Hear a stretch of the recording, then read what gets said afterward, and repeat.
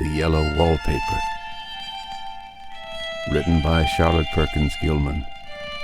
Read for you by Edward E. French.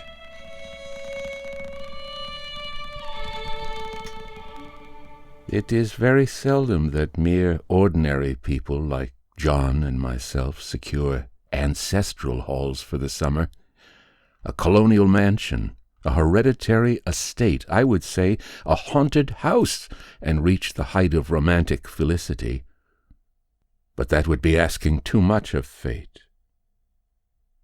Still, I will proudly declare that there is something queer about it, else why should it be let so cheaply? And why have stood so long untenanted? John laughs at me, of course, but one expects that in marriage. John is practical in the extreme. He has no patience with faith, an intense horror of superstition, and he scoffs openly at any talk of things not to be felt and seen and put down in figures.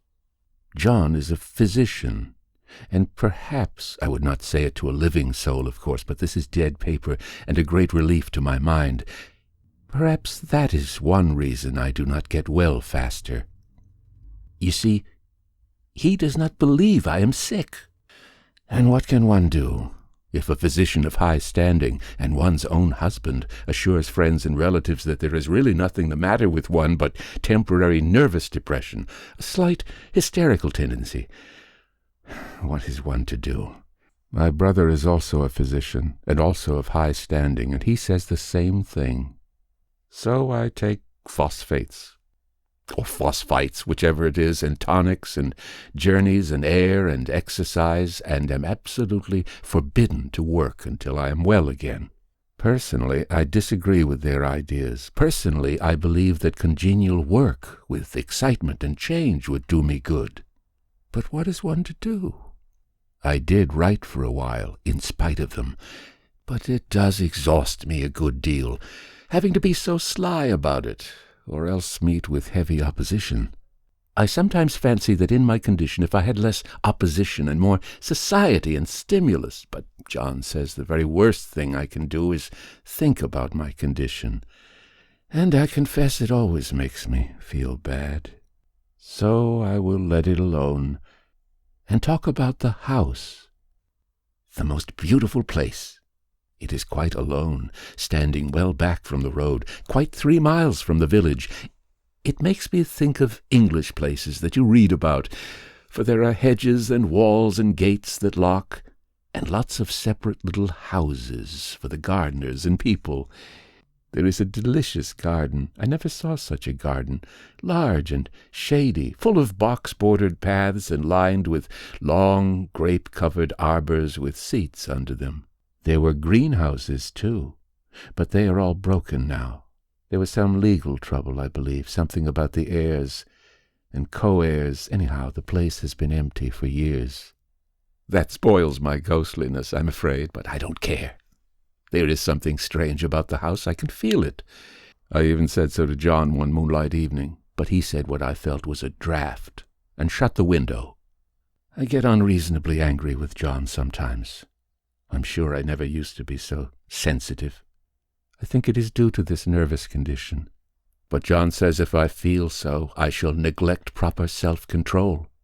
So I take pains to control myself, before him at least. And that makes me very tired. I don't like our room a bit. I wanted one downstairs that opened on the piazza and had roses all over the window and such pretty old-fashioned chintz hangings. But John would not hear of it. He said there was only one window and not room for 2 beds, and no near room for him if he took another. He is very careful and loving, and hardly lets me stir without special direction. I have a schedule prescription for each hour in the day. He takes all care from me, and so I feel basely ungrateful not to value it more. He said we came here solely on my account, and I was to have perfect rest and all the air I could get. Your exercise depends on your strength, my dear, said he, and your food somewhat on your appetite. But air you can absorb all the time. So we took the nursery at the top of the house. It is a big, airy room, the whole floor nearly, with windows that look all ways, and air and sunshine galore. It was nursery first, and then playground and gymnasium, I should judge, for the windows are barred for little children, and there are rings and things in the walls. The paint and paper look as if a boys' school had used it. It is stripped off, the paper, in great patches all around the head of my bed, about as far as I can reach, and in a great place on the other side of the room low down. I never saw a worse paper in my life. One of those sprawling flamboyant patterns committing every artistic sin. It is dull enough to confuse the eye in following, pronounced enough to constantly irritate and provoke study. And when you follow the lame, uncertain curves for a little distance, they suddenly commit suicide, plunge off at outrageous angles, destroy themselves in unheard-of contradictions. The color is repellent, almost revolting, a smoldering, unclean yellow, strangely faded by the slow-turning sunlight. It is a dull yet lurid orange in some places, a sickly sulphur tint in others. No wonder the children hated it. I should hate it myself if I had to live in this room long. Here comes John, and I must put this away. He hates to have me write a word. We have been here 2 weeks, and I haven't felt like writing before, since that first day. I am sitting by the window now, up in this atrocious nursery, and there is nothing to hinder my writing as much as I please, save lack of strength. John is away all day, and even some nights when his cases are serious. I'm glad my case is not serious. But these nervous troubles are dreadfully depressing. John does not know how much I really suffer. He knows there's no reason to suffer, and that satisfies him. Of course it is only nervousness. It does weigh on me so not to do my duty in any way. I meant to be such a help to John, such a real rest and comfort, and here I am a comparative burden already. Nobody would believe what an effort it is to do what little I am able, to dress and entertain and order things. It is fortunate Mary is so good with the baby, such a dear baby. And yet I cannot be with him. It makes me so nervous. I suppose John never was nervous in his life. He laughs at me so about the wallpaper. At first he meant to repaper the room, but afterwards he said that I was letting it get the better of me and that nothing was worse for a nervous patient than to give way to such fancies. He said that after the wallpaper was changed it would be the heavy bedstead and then the barred windows and then the gate at the head of the stairs and so on. You know the place is doing you good, he said. And really, dear, I don't care to renovate the house just for 3 months' rental. Then let us go downstairs, I said. There are such pretty rooms there. Then he took me in his arms and called me a blessed little goose, and said he would go down cellar if I wished, and have it whitewashed into the bargain. But he is right enough about the beds and windows and things. It is as airy and comfortable a room as anyone need wish, and of course I would not be so silly as to make him uncomfortable just for a whim. I'm really getting quite fond of the big room. All but that horrid paper. Out of one window I can see the garden, those mysterious, deep-shaded arbors, the riotous old-fashioned flowers and bushes and gnarly trees. Out of another I get a lovely view of the bay and a little private wharf belonging to the estate. There is a beautiful shaded lane that runs down there from the house. I always fancy I see people walking in these numerous paths and arbors. But John has cautioned me not to give way to fancy in the least. He says that with my imaginative power and habit of story-making, a nervous weakness like mine is sure to lead to all manner of excited fancies, and that I ought to use my will and good sense to check the tendency. So I try. I think sometimes that if I were only well enough to write a little, it would relieve the press of ideas and rest me. But I find I get pretty tired when I try. It is so discouraging not to have any advice and companionship about my work. When I get really well, John says he will ask Cousin Henry and Julia down for a long visit, but he says he would as soon put fireworks in my pillowcase as to let me have those stimulating people about me now. I wish I could get well faster, but I must not think about that. This paper looks to me as if it knew what a vicious influence it had. There is a recurrent spot where the pattern lolls like a broken neck and two bulbous eyes stare at you upside down. I get positively angry with the impertinence of it and the everlastingness. Up and down and sideways they crawl, and those absurd, unblinking eyes are everywhere. There is one place where two breadths didn't match, and the eyes go all up and down the line, one a little higher than the other. I never saw so much expression in an inanimate thing before, and we all know how much expression they have. I used to lie awake as a child and get more entertainment and terror out of blank walls and plain furniture than most children could find in a toy store. I remember what a kindly wink the knobs of our big old bureau used to have. And there was one chair that always seemed like a strong friend. I used to feel that if any of the other things looked too fierce, I could always hop into that chair and be safe. The furniture in this room is no worse than inharmonious, however, for we had to bring it all from downstairs. I suppose when this was used as a playroom, they had to take the nursery things out, and no wonder. I never saw such ravages as the children have made here. The wallpaper, as I said before, is torn off in spots, and it sticketh closer than a brother. They must have had perseverance as well as hatred. Then the floor is scratched and gouged and splintered. The plaster itself is dug out here and there, and this great heavy bed, which is all we found in the room, looks as if it had been through the wars. But I don't mind a bit. Only the paper. Here comes John's sister. Such a dear girl she is, and so careful of me. I must not let her find me writing.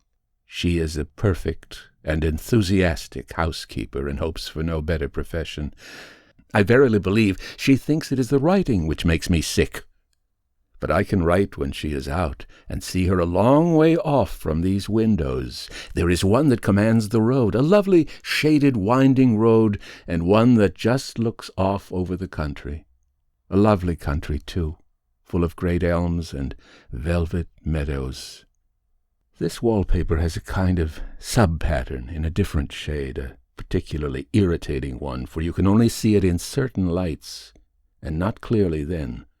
But in the places where it isn't faded and where the sun is just so, I can see a strange, provoking, formless sort of figure that seems to sulk about behind that silly and conspicuous front design. There's Sister on the stairs. Well, the 4th of July is over. The people are gone, and I'm tired out. John thought it might do me good to see a little company, so we just had Mother and Nellie and the children down for a week. Of course, I didn't do a thing. Jenny sees to everything now. But it tired me all the same. John says if I don't pick up faster, he shall send me to Weir Mitchell in the fall. But I don't want to go there at all. I had a friend who was in his hands once, and she says he is just like John and my brother, only more so. Besides, it is such an undertaking to go so far. I don't feel as if it was worthwhile to turn my hand over for anything, and I'm getting dreadfully fretful and querulous. I cry at nothing, and cry most of the time. Of course I don't when John is here, or anybody else. But when I'm alone, and I am alone a good deal just now. John is kept in town very often by serious cases, and Jenny is good and lets me alone when I want her to. So I walk a little in the garden or down by that lovely lane, sit on the porch under the roses, and lie down up here a good deal. I'm getting really fond of the room, in spite of the wallpaper. Perhaps because of the wallpaper. It dwells in my mind so. I lie here on this great immovable bed, it is nailed down, I believe, and follow that pattern about by the hour. It is as good as gymnastics, I assure you. I start, we'll say, at the bottom, down in the corner over there where it has not been touched, and I determine for the 1000th time that I will follow that pointless pattern to some sort of a conclusion. I know a little of the principle of design, and I know this thing was not arranged on any laws of radiation or alternation or repetition or symmetry or anything else that I ever heard of. It is repeated, of course, by the breadths, but not otherwise. Looked at in one way, each breadth stands alone. The bloated curves and flourishes, a kind of debased Romanesque with delirium tremens, go waddling up and down in isolated columns of fatuity. But on the other hand, they connect diagonally, and the sprawling outlines run off in great slanting waves of optic horror, like a lot of wallowing seaweeds in full chase. The whole thing goes horizontally, too, at least it seems so, and I exhaust myself in trying to distinguish the order of its going in that direction. They have used a horizontal breadth for a frieze, and that adds wonderfully to the confusion. There is one end of the room where it is almost intact, and there, when the cross-lights fade and the low sun shines directly upon it, I can almost fancy radiation after all. The interminable grotesques seem to form around a common center and rush off in headlong plunges of equal distraction. It makes me tired to follow it. I will take a nap, I guess. I don't know why I should write this. I don't want to. I don't feel able. I know John would think it absurd, but I must say what I feel and think in some way. It is such a relief. But the effort is getting to be greater than the relief. Half the time now I am awfully lazy, and lie down ever so much. John says I mustn't lose my strength, and has me take cod liver oil and lots of tonics and things, to say nothing of ale and wine and rare meat. Dear John, he loves me very dearly, and hates to have me sick. I tried to have a real earnest, reasonable talk with him the other day and tell him how I wished he would let me go and make a visit to Cousin Henry and Julia. But he said I wasn't able to go, nor able to stand it after I got there, and I did not make a very good case for myself, for I was crying before I had finished. It is getting to be a great effort for me to think straight. Just this nervous weakness, I suppose. And dear John gathered me up in his arms and just carried me upstairs and laid me on the bed and sat by me and read to me till it tired my head. He said that I was his darling and his comfort and all he had, and that I must take care of myself for his sake and keep well.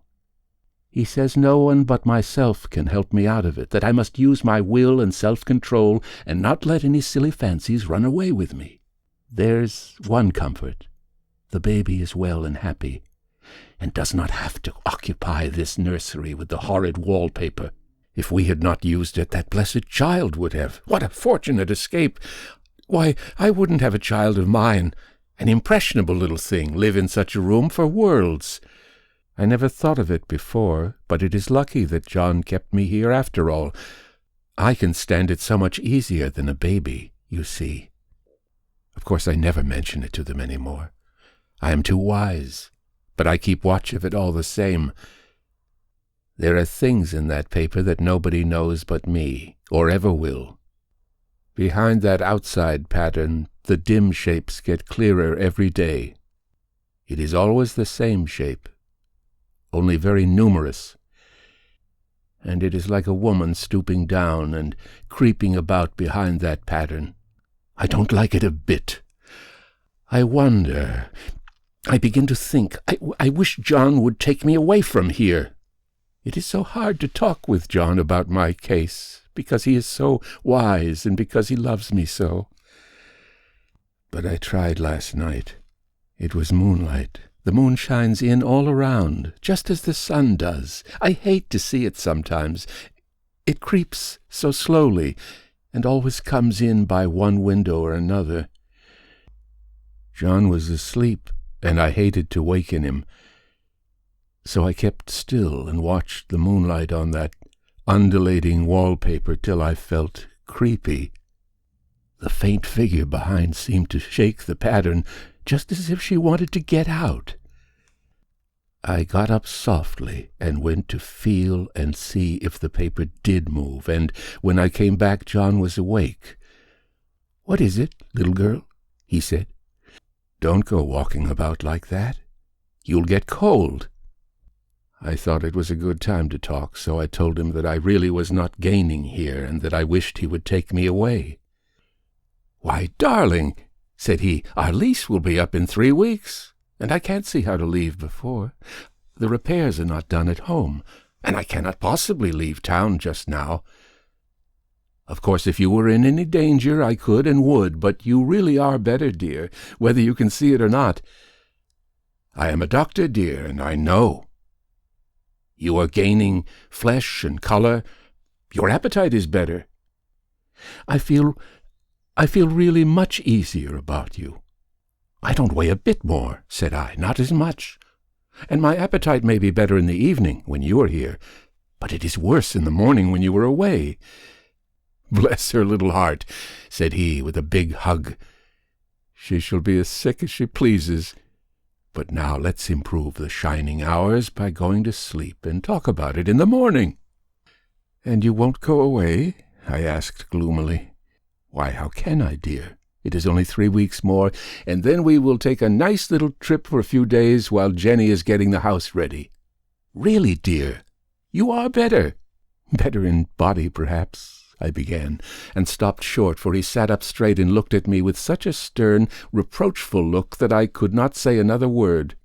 My darling, said he, I beg of you, for my sake, and for our child's sake, as well as for your own, that you will never for one instant let that idea enter your mind. There is nothing so dangerous, so fascinating, to a temperament like yours. It is a false and foolish fancy. Can you not trust me as a physician when I tell you so? So, of course, I said no more on that score, and we went to sleep before long. He thought I was asleep first, but I wasn't. I lay there for hours trying to decide whether that front pattern and the back pattern really did move together or separately. On a pattern like this, by daylight, there is a lack of sequence, a defiance of law that is a constant irritant to a normal mind. The color is hideous enough, and unreliable enough, and infuriating enough, but the pattern is torturing. You think you've mastered it, but just as you get well underway in following, it turns a back somersault, and there you are. It slaps you in the face, knocks you down, and tramples upon you. It is like a bad dream. The outside pattern is a florid arabesque, reminding one of a fungus. If you can imagine a toadstool in joints, an interminable string of toadstools, budding and sprouting in endless convolutions, why, that is something like it. That is, sometimes.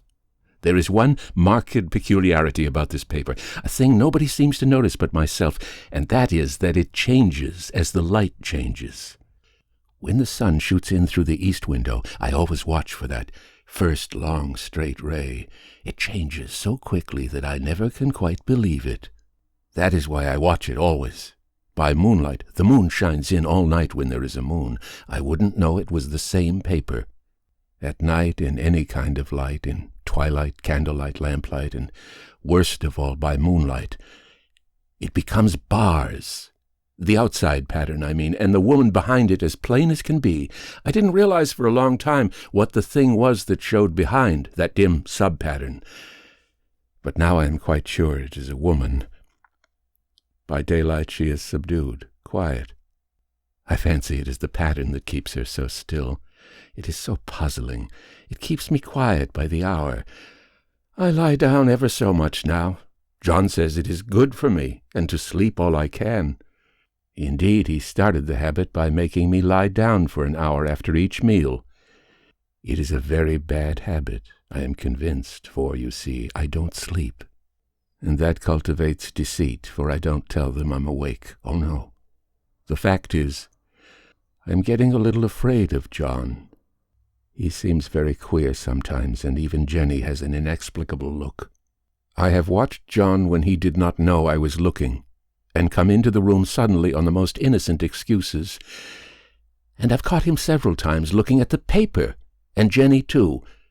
I caught Jenny with her hand on it once. She didn't know I was in the room, and when I asked her in a very quiet voice, with the most restrained manner possible, what she was doing with the paper, she turned around as if she had been caught stealing, and looked quite angry, and asked me why I should frighten her so. Then she said that the paper stained everything it touched, that she had found yellow smooches on all my clothes and John's, and she wished we would be more careful. Did not that sound innocent, But I know she was studying that pattern, and I am determined that nobody shall find it out but myself. Life is much more exciting now than it used to be. You see, I have something more to expect, to look forward to watch. I really do eat better, and I am more quiet than I was. John is so pleased to see me improve. He laughed a little the other day, and said I seemed to be flourishing in spite of my wallpaper. I turned it off with a laugh. I had no intention of telling him it was because of the wallpaper. He would make fun of me. He might even want to take me away. I don't want to leave now until I have found it out. There is a week more, and I think that will be enough. I'm feeling ever so much better. I don't sleep much at night, for it is so interesting to watch developments. But I sleep a good deal in the daytime. In the daytime it is tiresome and perplexing. There are always new shoots on the fungus and new shades of yellow all over it. I cannot keep count of them, though I have tried conscientiously. It is the strangest yellow, that wallpaper. It makes me think of all the yellow things I ever saw. Not beautiful ones like buttercups, but old, foul, bad yellow things. But there is something else about that paper. The smell. I noticed it the moment we came into the room, but with so much air and sun it was not bad. Now we have had a week of fog and rain, and whether the windows are open or not, the smell is here. It creeps all over the house. I find it hovering in the dining room, skulking in the parlor, hiding in the hall, lying in wait for me on the stairs. It gets into my hair. Even when I go for a ride, if I turn my head suddenly and surprise it, there is the smell. Such a peculiar odor, too. I have spent hours trying to analyze it, to find what it smelled like. It is not bad, at first, and very gentle, but quite the subtlest, most enduring odor I ever met. In this damp weather it is awful. I wake up in the night and find it hanging over me. It used to disturb me at first. I thought seriously of burning the house, to reach the smell. But now I am used to it. The only thing I can think of that it is like is the color of the paper. A yellow smell. There is a very funny mark on this wall, low down, near the mop-board, a streak that runs round the room. It goes behind every piece of furniture, except the bed, a long, straight, even smooch, as if it had been rubbed over and over. I wonder how it was done, and who did it, and what they did it for. Round and round and round, round and round and round. It makes me dizzy. I really have discovered something at last. Through watching so much at night, when it changes so, I have finally found out the front pattern does move. And no wonder. The woman behind shakes it. Sometimes I think there are a great many women behind, and sometimes only one, and she crawls around fast, and her crawling shakes it all over. Then in the very bright spots, she keeps still, and in the very shady spots, she just takes hold of the bars and shakes them hard. And she is all the time trying to climb through. But nobody could climb through that pattern. It strangles so. I think that is why it has so many heads. They get through, and then the pattern strangles them off and turns them upside down and makes their eyes white. If those heads were covered or taken off, it would not be half so bad. I think that woman gets out in the daytime. And I'll tell you why, privately. I've seen her. I can see her out of every one of my windows. It is the same woman, I know, for she is always creeping, and most women do not creep by daylight. I see her on that long, shaded lane, creeping up and down. I see her in those dark grape arbors, creeping all around the garden. I see her on that long road under the trees, creeping along, and when a carriage comes, she hides under the blackberry vines. I don't blame her a bit. It must be very humiliating to be caught creeping by daylight. I always lock the door when I creep by daylight. I can't do it at night, for I know John would suspect something at once. And John is so queer now that I don't want to irritate him. I wish he would take another room. Besides, I don't want anybody to get that woman out at night but myself. I wonder if I could see her out of all the windows at once. But turn fast as I can only see out of one at a time. And though I always see her, she may be able to creep faster than I can turn.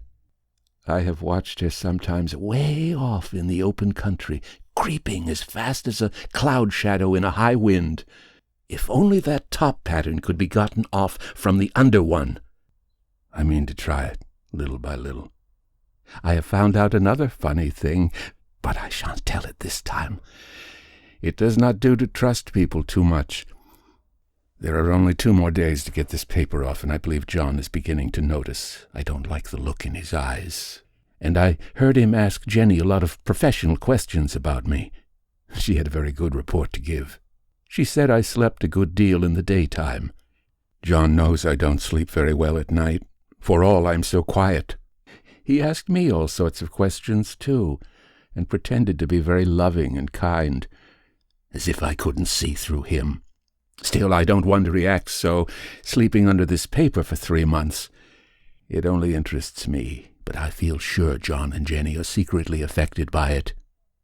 Hurrah! This is the last day, but it is enough. John is to stay in town overnight and won't be out until this evening. Jenny wanted to sleep with me, the sly thing, but I told her I should undoubtedly rest better for a night alone. That was clever, for really I wasn't alone a bit. As soon as it was moonlight and that poor thing began to crawl and shake the pattern, I got up and ran to help her. I pulled and she shook. I shook and she pulled, and before morning we had peeled off yards of that paper, a strip about as high as my head and half around the room. And then when the sun came and that awful pattern began to laugh at me, I declared I would finish it today. We go away tomorrow, and they are moving all of the furniture down again to leave things as they were before. Jenny looked at the wall in amazement, but I told her merrily that I did it out of pure spite at the vicious thing. She laughed and said she wouldn't mind doing it herself, but I must not get tired. How she betrayed herself that time! But I am here, and no person touches that paper but me, not alive. She tried to get me out of the room. It was too patent.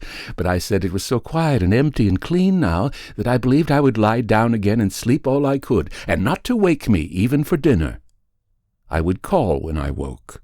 So now she is gone, and the servants are gone, and the things are gone, and there's nothing left but that great bedstead nailed down with the canvas mattress we found on it. We shall sleep downstairs tonight and take the boat home tomorrow. I quite enjoy the room now it is bare again. How those children did tear about here! This bedstead is fairly gnawed, but I must get to work. I have locked the door and thrown the key down into the front path. I don't want to go out, and I don't want to have anybody come in till John comes. I want to astonish him. I've got a rope up here that even Jenny did not find. If that woman does get out and tries to get away, I can tie her. But I forgot I could not reach far without anything to stand on. This bed will not move. I tried to lift and push it until I was lame. And then I got so angry I bit off a little piece at one corner, but it hurt my teeth. Then I peeled off all the paper I could reach standing on the floor. It sticks horribly, and the pattern just enjoys it. All those strangled heads and bulbous eyes and waddling fungus growths just shriek with derision. I'm getting angry enough to do something desperate. To jump out of the window would be an admirable exercise. But the bars are too strong even to try. Besides, I wouldn't do it. Of course not. I know well enough that a step like that is improper and might be misconstrued. I don't like to look out of the windows even. There are so many of those creeping women, and they creep so fast. I wonder if they all come out of that wallpaper as I did. But I am securely fastened now by my well-hidden rope. You don't get me out in that road there. I suppose I shall have to get back behind the pattern when it comes night, and that is hard. It is so pleasant to be out in this great room and creep around as I please. I don't want to go outside. I won't, even if Jenny asks me to. For outside you have to creep on the ground, and everything is green instead of yellow. But here I can creep smoothly on the floor, and my shoulder just fits in that long smooch around the wall so I cannot lose my way. Why, there's John at the door. It is no use, young man. You can't open it. How he does call and pound. Now he's crying for an axe. It would be a shame to break down that beautiful door. "John, dear," said I in the gentlest voice, "the key is down by the front steps, under a plantain leaf." That silenced him for a few moments. Then he said, very quietly indeed, "Open the door, my darling." "I can't," said I. "The key is down by the front door, under a plantain leaf." And then I said it again, several times, very gently and slowly, and said it so often that he had to go and see, and he got it, of course, and came in. He stopped short by the door. "What is the matter?" he cried. "For God's sake, what are you doing?" I kept on creeping just the same, but I looked at him over my shoulder. "I've got out at last," said I, "in spite of you and Jane, and I've pulled off most of the paper, so you can't put me back." Now why should that man have fainted? But he did, and right across my path by the wall, so that I had to creep over him every time.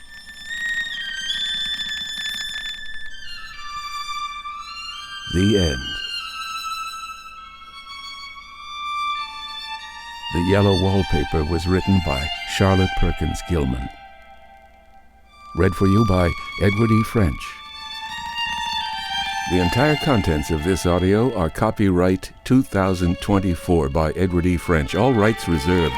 Fiction Fantastique originates from the studios of World Brain Audio, Suite G1 in sun-drenched Chatsworth, California, USA. Inquiries should be addressed to email edwardfrench06@hotmail.com. Visit the Internet Movie Database, IMDb, www.imdb.com, for a complete list of Edward E. French's special makeup effects in film and television.